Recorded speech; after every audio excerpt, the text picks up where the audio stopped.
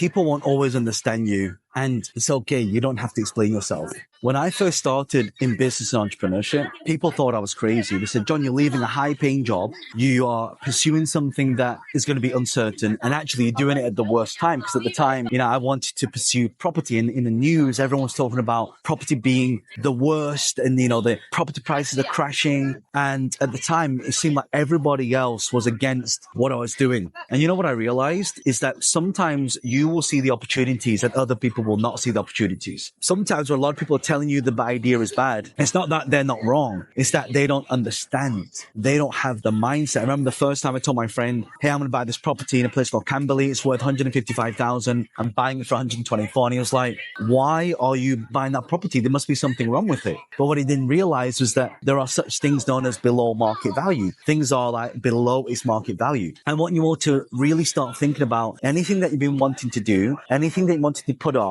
and anything that people have around you have been saying that actually you shouldn't do this, it's too risky, try something else, do something safer. That actually might be a sign that it is actually the way to go. Because here's the thing, if everybody knew the answers, if everybody knew what the numbers were going to be on the lottery, then everyone would buy those numbers, wouldn't they? But the fact of the matter is they don't. So when you start off as an entrepreneur, people are going to think that you're crazy. People are going to think that something's wrong with you. In fact, entrepreneurship is a very lonely business and a journey to be in. That's why it's so important to hang around people and create your own community and your own network of people to be able to share ideas on a daily basis with people who actually don't think that you're crazy. I want you to understand that everything that you do, there is a reason for doing the things that you do, but there's also a reason to not do it. And sometimes the reason to not do it is always bigger than the ones that you want to do. Like when I started in real estate, my reason was I want to become financially free. I wanted to make my own money. I wanted to be in something that I didn't want anyone to tell me what I can and can't do.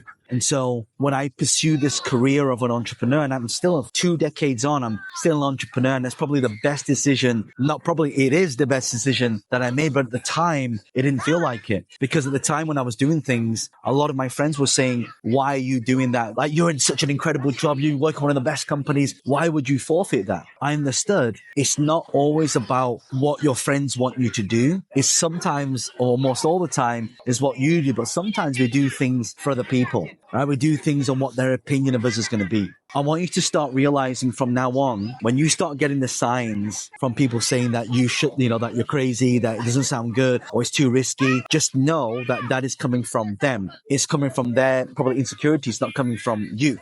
When you de-risk things. So when I got into this, I started investing in real estate. I started going on courses. I started hanging around people. I started going to networking events. I started to find people that I could connect with. And these people was interesting because it's all different groups of people, right? The same group of my friends that I hung around every single day as a child, growing up in school and university, were a different set of friends to the ones that I'm learning about investing from. And so that's why they always say you should have the law of 33 and 33. 33% of people you hang around the same level as you. 33% of people who are not at your level. 33% of people who are much higher level than you. And if you can incorporate these skill sets and this mindset for whatever you want to do, I promise you everything changes, because you're now not doing things for the sake of the people. You're actually starting to do things because of you. It's funny, like, when I film these videos, like people are walking around and like, they come into the shots and be like, John, do you not like get nervous when people are around you talking about stuff? No, because I'm connecting with you.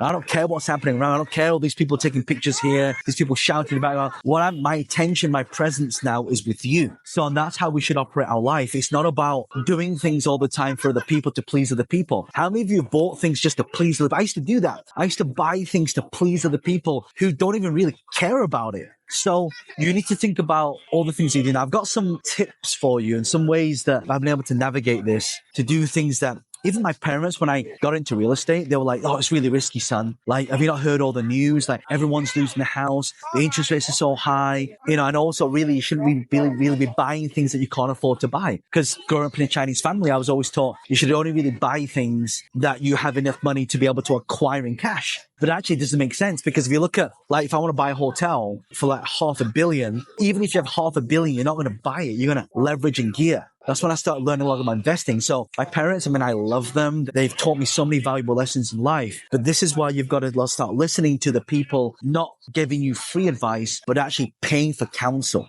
I have a lot of people that complain to me all the time, John, lawyers are so expensive. Yeah, but compared to what? compared to the lawsuit that you're going to have that's going to cost you 10 times that, compared to your sanity, compared to your stress, your anxiety. Don't be penny wise, dollar foolish. Penny wise, dollar foolish is scrimping and saving the little things when you could actually be paying for something up front and then paying a fee for it and getting the right advice. And that's one big lesson I've learned in life, is that go to people with the advice and shortcut that learning, so you don't have to be the person making the mistakes. You let them make all the mistakes and you are the one that can progress faster through it. Don't reinvent the wheel. You know, trying to explain yourself to people, sometimes like hitting your head against a brick wall. Do you know how many times I've told people to buy property in central London? For years, I have a friend who saves up all his money to pay off his credit cards. But I say, look, if you can just, instead of the money of paying off all your credit cards, you put that into a real estate and then you rent the property out, use that money to pay off your credit cards. And then once the property increases in value, you sell that property, you pay your taxes, and so whatever's left, you pay all your debt off like that. And he didn't listen to me. So he could have bought a property years ago in like Earl's Court for 200,000. That's why he was thinking of buying. So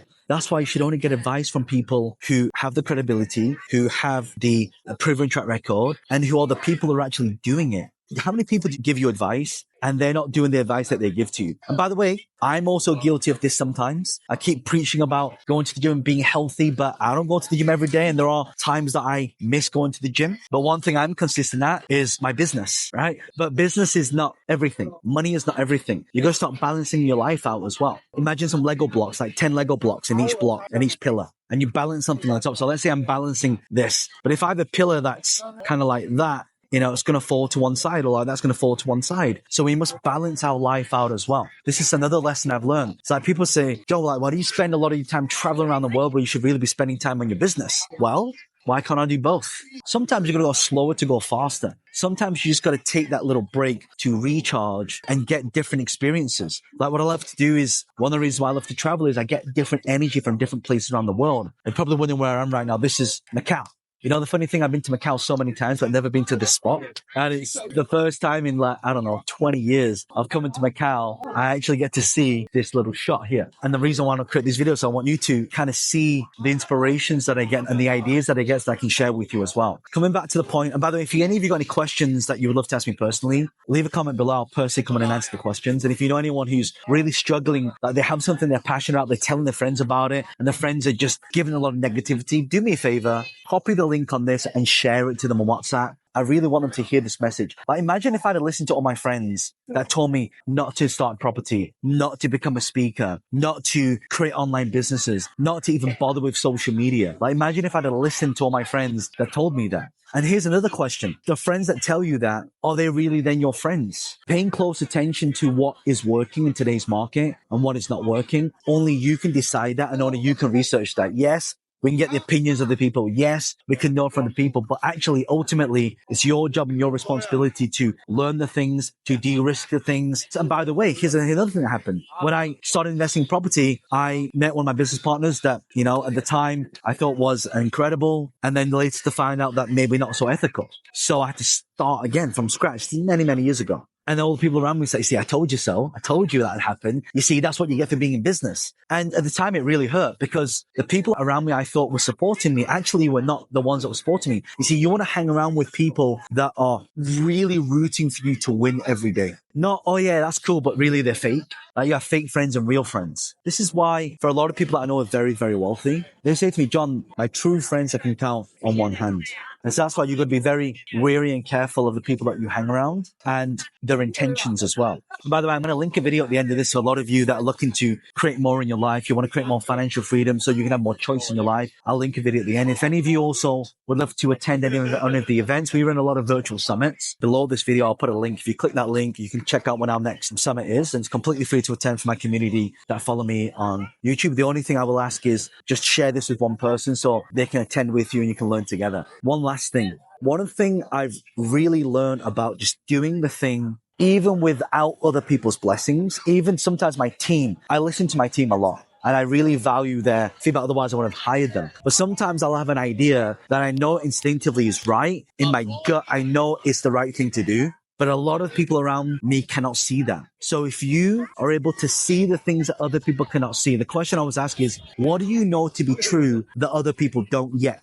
And when you can discover that question, you will be so successful in life. Because if everybody could see that vision, then everybody would be doing it. So my last message to you is make sure that you are always following through on what you truly believe to be authentic to you and what you believe in your gut, and trusting that process to really follow through. And I promise you, everything will be different and your life will change. Check out this video here because I think you'll really enjoy that.